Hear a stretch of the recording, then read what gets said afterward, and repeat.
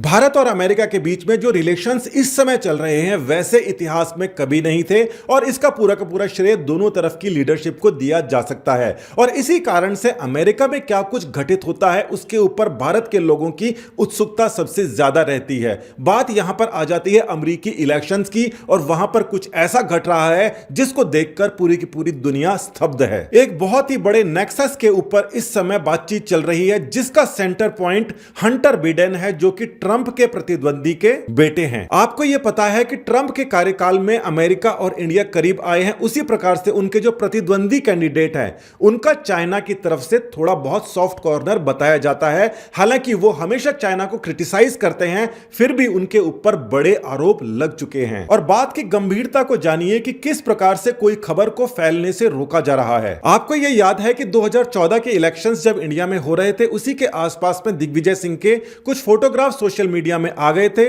और उसकी वजह से कांग्रेस को भी नुकसान हुआ था। और यह भी बात सामने आई थी कि किसी के निजी फोटोग्राफ्स को आप सार्वजनिक करके आखिर करना क्या चाहते हैं। उसी प्रकार की एक घटना हो गई है और न्यूयॉर्क पोस्ट ने एक बहुत ही सनसनीखेज स्टोरी प्रकाशित करी है जिसकी हर जगह चर्चा है। तो पूरी की पूरी बात को आप समझिए कि ट्रंप के सामने जो प्रतिद्वंदी हैं जो बिडेन, उनके बेटे का नाम हंटर बिडेन है, उनका एक लैपटॉप किसी रिपेयर शॉप के ऊपर जाता है। वहां पर उसकी हार्ड ड्राइव के अंदर से डाटा को रिकवर कर लिया जाता है। मतलब भेजने से पहले हम फॉर्मेट करते हैं मगर फिर भी डाटा को रिकवर करना आसान बात है और डाटा को रिकवर कर लिया गया, उसकी कॉपी बनाई गई और कैसे ना कैसे यह ट्रंप के गुट के अंदर पहुंच गई। और ट्रंप के ही एक सहयोगी ने इस बात को न्यूयॉर्क पोस्ट, जो वहां पर एक अखबार है, उनको यह दे दिया और उन्होंने इसके अंदर जो जो चीजें छापी उससे साफ पता पड़ा कि हंटर बिडेन का चाइना के साथ में बहुत ज्यादा कुछ लेना देना है। अब मामला यह है कि न्यूयॉर्क पोस्ट ने इस खबर को प्रकाशित किया और उसका लिंक लोगों ने ट्विटर पे शेयर करना शुरू किया। अब आप इस बात को देखिए कि ट्विटर ने उस लिंक को जो भी पोस्ट कर रहा था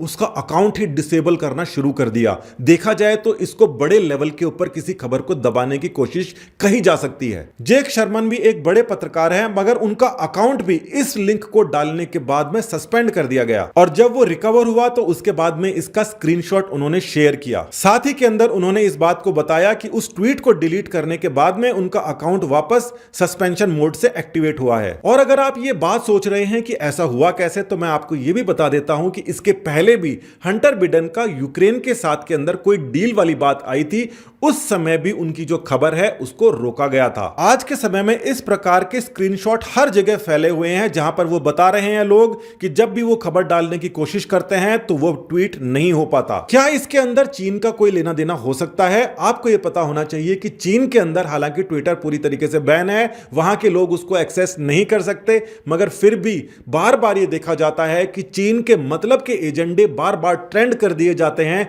चीन की तरफ से फेक अकाउंट बना बना के ट्रेंड किया जाता है। अब यह देखते हैं कि हार्ड ड्राइव में ऐसा मिला क्या जिसके ऊपर खबर बनी, जिस खबर को दबाने की कोशिश की गई। चीन ने पूरे के पूरे विश्व के अंदर कई बड़ी बड़ी कंपनियां स्थापित कर रखी हैं जो देखने में तो प्राइवेट लगती हैं मगर वो हैं कुल मिला के गवर्नमेंट की, यानी कि वहां की सरकार की, वहां की कम्युनिस्ट पार्टी की।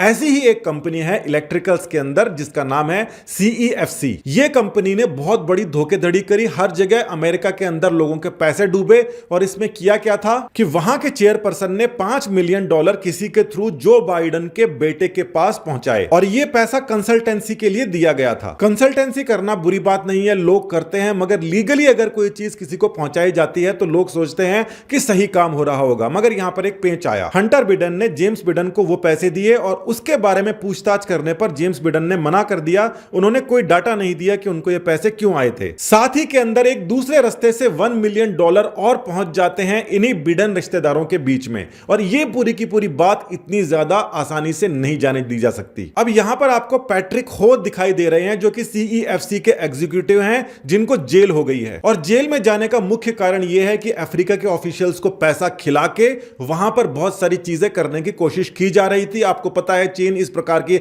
हरकतें अफ्रीका के अंदर और बाकी देशों में कर रहा है तो उनको जेल हो जाती है। अब इस पैट्रिक हो को जब जेल हो जाती है या किसी को भी पकड़ लेते हैं तो सबसे पहला कॉल वो किसको करता है? सबसे पहला कॉल आप उसी को करोगे जिसके ऊपर आपका सबसे ज्यादा विश्वास है और यहीं पर सारा का सारा पेच है। उन्होंने पहली की पहली कॉल बिडेन को ही की। इस प्रकार से इस पूरे के पूरे नेक्सस के ऊपर पूरा विश्व निगाहें लगाए हुए है क्योंकि यह आज का सबसे बड़ा मुद्दा बन चुका है। यूएस के इलेक्शंस के अंदर चीन चीन ओरिजिन के जो लोग वहां सेटल हुए हैं और इंडिया ओरिजिन के लोग जो सेटल हुए हैं उनकी बेहद महत्वपूर्ण भूमिका होती है। हालांकि 1-1.5% है, मगर फिर भी ये बहुत ही महत्वपूर्ण भूमिका निभाते हैं। आपको पता है कि ट्रंप के रिलेशंस इंडियंस के साथ में और बिडेन के रिलेशंस चाइनीज के साथ में ज्यादा अच्छे समझे जाते हैं, है या नहीं है उसका पता नहीं। मगर कहा जा रहा है कि हंटर बिडेन के ऊपर ये तो पहला आरोप है, इससे भी बड़ा 30 मिलियन की कंसल्टेंसी का चार्ज अभी आने वाला है जिसमें वो डायरेक्ट रूप से इन्वॉल्व थे। एक और क्वेश्चन जो इंडिया के लिए बिना काम का है मगर अमेरिका के लिए ये एक बहुत बड़ा क्वेश्चन है। अमेरिका वाले ये कहते हैं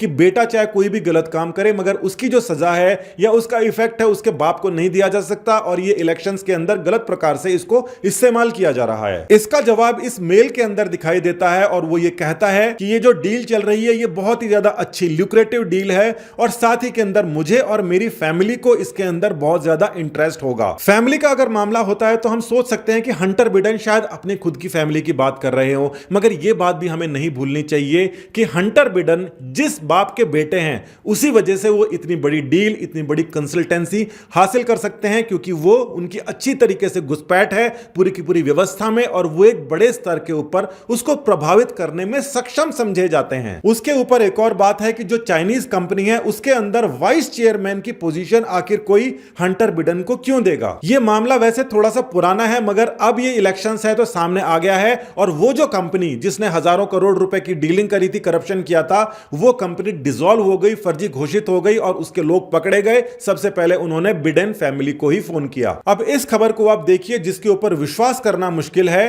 कि बिडेन को किसी ने एक भी क्वेश्चन नहीं पूछा इस बड़े खुलासे के बाद में भी जब उन्होंने प्रेस कॉन्फ्रेंस करी। निजी तौर के ऊपर मुझे भी और इंडिया के हर एक इंसान को इस बारे के अंदर बड़ी शक होती है कि अमेरिका की मीडिया की क्या मुंह बिल्कुल सिल गए हैं। इतना बड़ा खुलासा होने के बाद में प्रेस कॉन्फ्रेंस के अंदर ट्रंप के सामने जो बिडेन जो हैं उनसे एक सवाल इसके बारे में नहीं पूछा जाता। कम से कम कोई तो पूछे कि ये जो आरोप लग रहे हैं इन आरोपों के बारे में आपको क्या कहना है। तो विपक्ष के अंदर बैठे इंसान के साथ में मीडिया इस प्रकार से दिखाई दे रहा है, यह बहुत ही ज्यादा चिंता का विषय है अमेरिका के लिए। यहां पर न्यूयॉर्क पोस्ट ही एक ऐसा अखबार है जो सारी की सारी बातों को सामने लेके आ रहा है। दूसरी जगह इसके ऊपर लीपापोती चल रही है। आपको यह पता होगा कि चाइना ने अलग अलग प्रोग्राम्स चला चला के अमेरिकी मीडिया के अंदर अच्छी घुसपैठ कर रखी है। वहां पर ऐसी ऐसी खबरें प्रकाशित करी जाती हैं जिसके ऊपर लिखा होता है कि यह चाइनीज के तरफ से स्पॉन्सर्ड है, मगर फिर भी ऐसे ऐसे अखबार, wall street journal, New York times, ये सब खबर प्रकाशित कर रहे हैं जिसके अंदर पिछली बार तो उन्होंने फेसबुक को भी इंक्लूड करा था, उसके बारे में भी जहर उगला था। देखा जाए तो मीडिया की जो विश्वसनीयता है वो अमेरिका के अंदर काफी नीचे आ चुकी है। उससे बेटर इंडिया के अंदर जो मीडिया है वो चीन के खिलाफ बोलने में कभी भी पीछे नहीं हट रहा है पिछले कुछ समय से। पूरी 90 मिनट की प्रेस कॉन्फ्रेंस के अंदर एक सिंगल क्वेश्चन भी इस बारे में नहीं पूछा जाना अमेरिका में मीडिया के खत्म होने की निशानी है। अब जो जनता है वहां की वो इतनी ज्यादा बेवकूफ तो है नहीं, वो पढ़े लिखे लोग हैं। उन्होंने इस सब चीजों को सामने लेके आए तो ट्विटर के ऊपर भी इसका काफी ज्यादा प्रेशर लगने लगा और उस प्रेशर के अंदर ही आकर उनको अपनी गाइडलाइंस चेंज करने लगी। ट्विटर पहले यह कह रहा था कि अगर किसी के भी लैपटॉप से कहीं से भी हैक करके कोई भी सामग्री अगर सामने आती है तो उसको हम सैंक्शन कर देंगे। मगर यह जो मामला है यह मामला किसी हैकर के द्वारा करा हुआ नहीं था, यह मीडिया के द्वारा सामने लाई गई पोस्ट थी जिसको ट्विटर ने दबाने की कोशिश की। मगर फाइनली उन्होंने अपनी गाइडलाइंस चेंज कर दी है और गाइडलाइंस चेंज होने के बाद में उन्होंने कहा है कि इस प्रकार की जो चीजें हैं उनके ऊपर सेंसरशिप अब आगे से नहीं होगी, जो होनी थी वो हो गई। देखा जाए तो ट्विटर अगर ऐसा नहीं करता तो यह खबर इतनी ज्यादा नहीं फैलती। यानी कि खबर को अगर दबाने की आप कोशिश करते हो, सबको पता है, पब्लिक को पता है कि उनको जितना आप दबाने की कोशिश करोगे वो 10 गुना ज्यादा इसको फैलाएंगे, काम धंधा छोड़ छोड़ के इसको फैलाएंगे। तो एक प्रकार से ये जो स्ट्रेटेजी थी ये 10 गुना बैकफायर कर गई ट्विटर को भी और साथ ही के अंदर बिडेन फैमिली को भी। तो अभी यह बताया जा रहा है कि बिडेन की हार्ड डिस्क के अंदर केवल 5% सामान ही बाहर आया है, अभी काफी कुछ आना बाकी है और ज्यादा खुलासे अभी होने वाले हैं। चाइना तो बिल्कुल नहीं चाहता कि ट्रंप किसी भी प्रकार से रिपीट कर दें, क्योंकि ट्रंप अगर रिपीट करेंगे तो चाइना की जो हालत होने वाली है वो आपको पता है क्या होने वाली है। साथ ही के अंदर इंडिया के साथ में जो रिलेशंस है, हालांकि ट्रंप रहे चाहे बिडेन रहे, इंडिया के साथ में रिलेशन स्ट्रांग होंगे, मगर यहां पर सबसे बड़ी जो समस्या है वो अमेरिका और चाइना के बीच में है। हमारे जो रिलेशंस अमेरिका से बन रहे हैं वो समय के साथ में प्रेसिडेंट कोई भी हो स्ट्रांग ही होने हैं। आज के लिए इतना ही। नमस्कार, धन्यवाद, जय हिंद।